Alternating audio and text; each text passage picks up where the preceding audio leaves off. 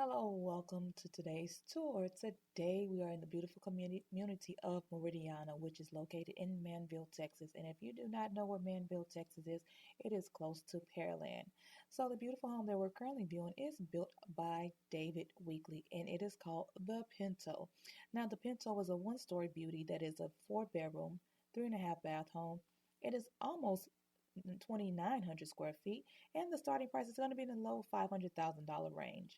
Now, if you are interested in knowing what school district this is going to be in, this is going to be in the Alvin ISD School District, and the schools are currently going to be Meridiana Elementary, Caffey Junior High School, and Manville High School.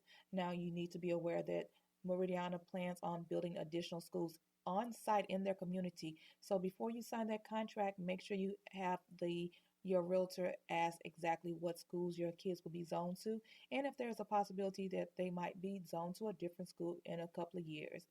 Now, if you are interested in viewing more tours about the Houston metropolitan area and the different communities that we have to offer, make sure you hit that like, subscribe, and that bell to be notified.